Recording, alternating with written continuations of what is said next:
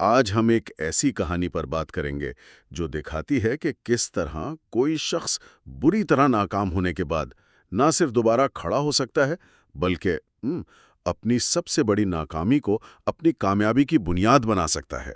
یہ ایک ایسی صورتحال ہے جہاں زیادہ تر لوگ ہمت ہار جاتے ہیں۔ بالکل۔ تصور کریں کہ آپ کی زندگی کی ساری جمع پونجی ایک بزنس میں ختم ہو جائے اور آپ بالکل صفر پر آ جائیں۔ یہ صرف مالی نقصان نہیں ہوتا، یہ ایک نفسیاتی دھچکا ہے جس سے ابھرنا بہت بہت مشکل ہے۔ اور یہی کچھ ہوا حسین ہیرینیکر کے ساتھ۔ جنوبی افریقہ سے تعلق رکھنے والے ایک آئی ٹی انجینئر تھے۔ ایک ناکام پارٹنرشپ نے انہیں سڑک پر لا کھڑا کیا۔ اچھا۔ لیکن پھر انہوں نے فورن ایکسچینج ٹریڈنگ کی دنیا میں قدم رکھا۔ انہوں نے 7-8 مہینے لگا کر صرف $1000 جمع کیے اور اسی سے شروعات کی۔ صرف $1000 سے؟ جی، آج ہمارے پاس ان کا ایک تفصیلی انٹرویو ہے جس کی بنیاد پر ہم یہ سمجھنے کی کوشش کریں گے کہ وہ روزانہ اوسطاً $500 کمانے تک کیسے پہنچے۔ اور یہاں دلچسپ بات صرف پیسہ کمانا نہیں ہے۔ آج کی گفتگو کا اصل مقصد اس سسٹم کو سمجھنا ہے جو حسین نے اپنے لیے بنایا۔ یہ صرف ایک ٹریڈنگ حکمت عملی نہیں تھی، بلکہ یہ ایک نفسیاتی ڈھال تھی جو انہوں نے اپنے ماضی کے تجربات اور اپنی کمزوریوں کو ان کو سامنے رکھتے ہوئے تیار کی۔ تو آئیے اس کہانی کو شروع سے کھولتے ہیں۔ حسین ہیرینیکر پیشے کے لحاظ سے ایک آئی ٹی سسٹم انجینئر، ایک بزنس پارٹنرشپ میں اپنا سب کچھ گوا بیٹھے۔ اور یہ کوئی معمولی ناکامی نہیں تھی۔ وہ انٹرویو میں بتاتے ہیں کہ وہ اپنی زندگی کے سب سے نچلے مقام پر تھے۔ اور یہ صرف مالی بحران نہیں تھا۔ جس چیز پر وہ سب سے زیادہ زور دیتے ہیں وہ اس وقت کی بے بسی اور شرمندگی کا احساس ہے۔ ہاں، وہ تقریباً 1 سال تک بے روزگار رہے اور ان کے لیے سب سے تکلیف دہ بات یہ تھی کہ ان کی بیوی کو کام پر جانا پڑتا تھا اور وہ گھر پر ہوتے تھے۔ یہ احساس انہیں اندر سے کھائے جا رہا تھا۔ اسی لیے جب انہوں نے دوبارہ کھڑے ہونے کا فیصلہ کیا تو انہوں نے کسی سے قرض لینے سے انکار کر دیا۔ اچھا۔ وہ کہتے ہیں کہ وہ مزید کسی کے احسان تلے نہیں دبنا چاہتے تھے۔ انہوں نے خود محنت کی، چھوٹے موٹے کام کیے اور 7 سے 8 مہینوں میں وہ $1000 جمع کیے۔ اور یہ نقطہ بہت اہم ہے۔ یہ صرف کردار کی مضبوطی نہیں دکھاتا بلکہ یہ بھی بتاتا ہے کہ وہ اپنی نفسیاتی حالت کو سمجھ رہے تھے۔ صحیح۔ وہ جانتے تھے کہ قرض کا بوجھ لے کر وہ ٹھنڈے دماغ سے ٹریڈ نہیں کر پائیں گے۔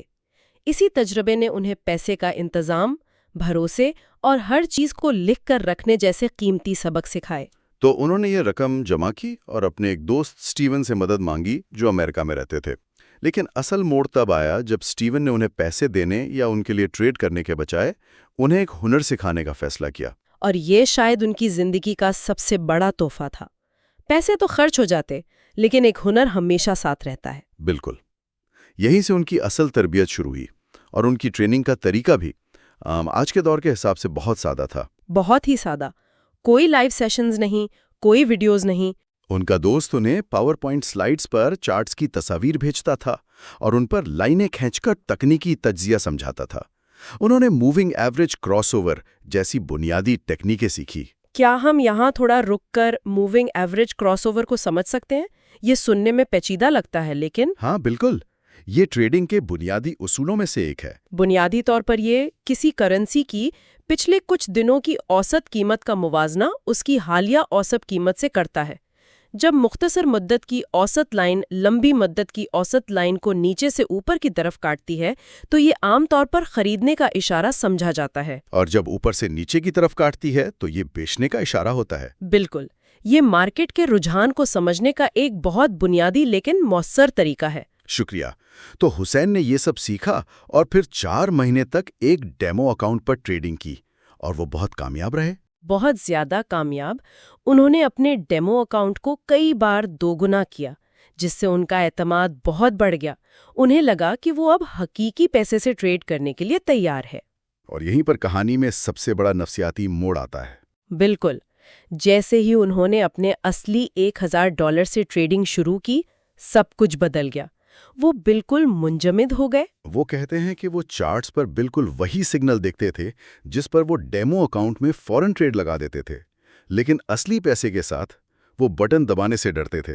اور پھر جب مارکیٹ ان کی سوچ کے مطابق چلتی تھی تو وہ خود کو کوستے تھے کہ انہوں نے موقع گوا دیا۔ یہ ڈیمو اور لائیو ٹریڈنگ کا کلاسک فرق ہے۔ ہاں، ڈیمو ٹریڈنگ میں کوئی جذبات شامل نہیں ہوتے، یہ ایک ویڈیو گیم کی طرح ہے، لیکن جب آپ کی اپنی محنت کی کمائی، وہ پیسہ جو آپ نے 7 مہینے لگا کر جمع کیا ہو، داؤ پر لگا ہو، تو خوف آپ پر حاوی ہو جاتا ہے۔ بالکل، ہر ممکنہ نقصان آپ کو اپنی پچھلی ناکامی کی یاد دلاتا ہے۔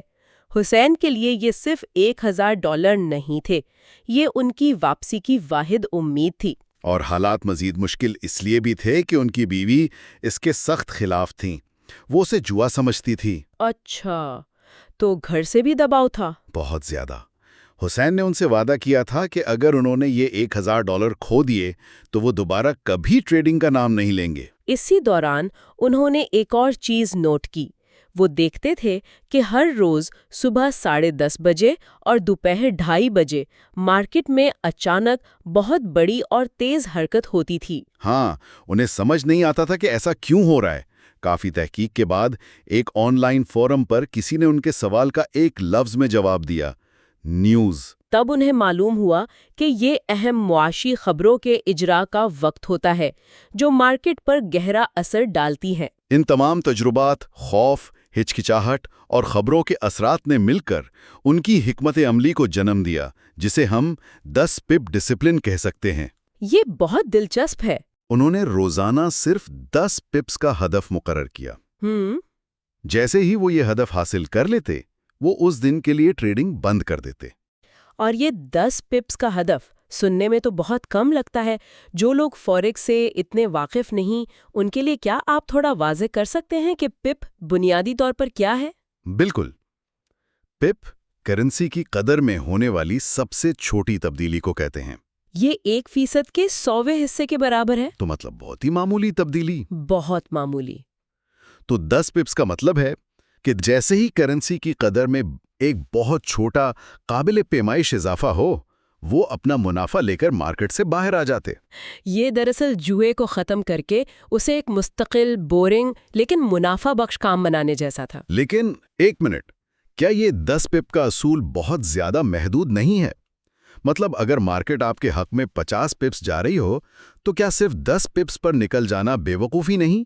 یہ ایک بہت اہم سوال ہے، اور اس کا جواب حسین کی نفسیات میں چھپا ہے۔ وہ ایک بڑی ناکامی سے گزرا تھا۔ اس کا مقصد زیادہ سے زیادہ کمانا نہیں تھا، بلکہ مسلسل جیتنا تھا۔ اچھا۔ اس کے لیے 10 پپس کا یقینی منافع 50 پپس کے ممکنہ منافع کے لالچ سے بہتر تھا، جس میں نقصان کا خطرہ بھی شامل ہو۔ یعنی انہوں نے مستقل مزاجی کو بڑے منافع پر ترجیح دی۔ بالکل۔ اور یہاں سے ایک زبردست اصول سامنے آتا ہے جو صرف ٹریڈنگ پر نہیں، زندگی پر بھی لاگو ہوتا ہے۔ وہ کیا؟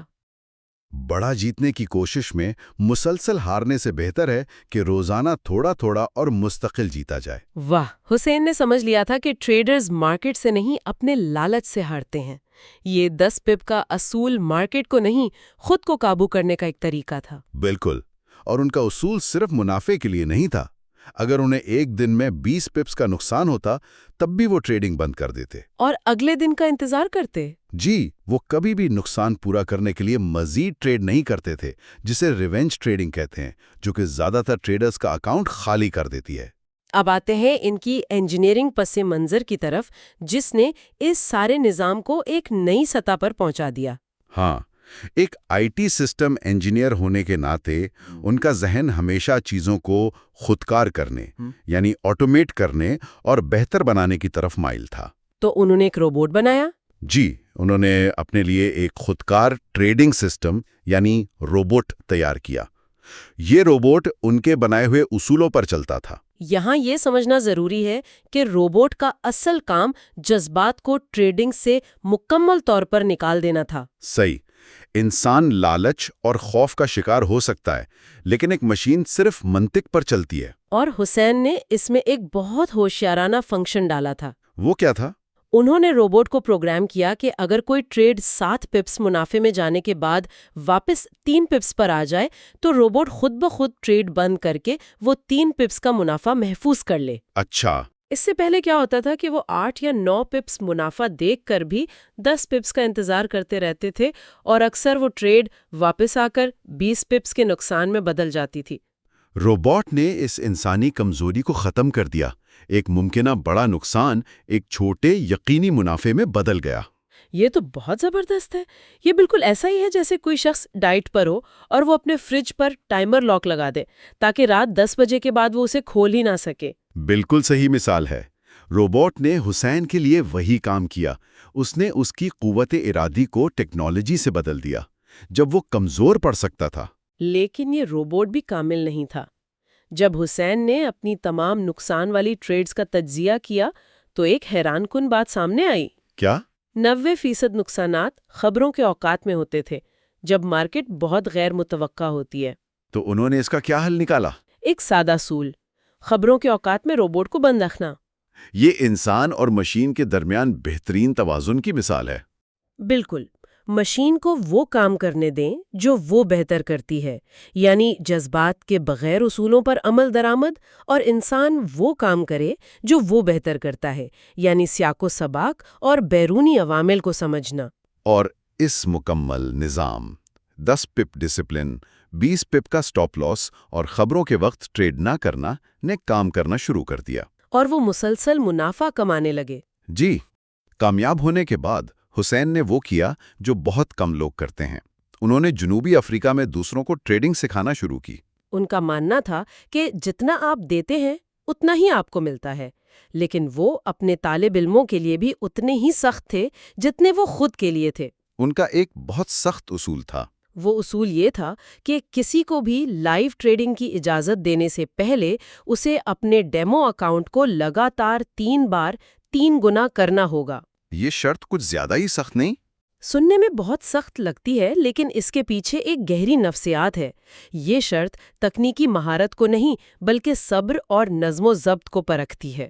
اچھا۔ کوئی بھی شخص قسمت سے ایک بار اپنا اکاؤنٹ 2 گنا یا 3 گنا کر سکتا ہے، لیکن لگاتار 3 بار ایسا کرنا صرف اسی وقت ممکن ہے جب آپ ایک ثابت شدہ نظام پر سختی سے عمل کر رہے ہوں۔ یہ اصول جلد امیر بننے کی سوچ رکھنے والوں کو فلٹر کر دیتا تھا۔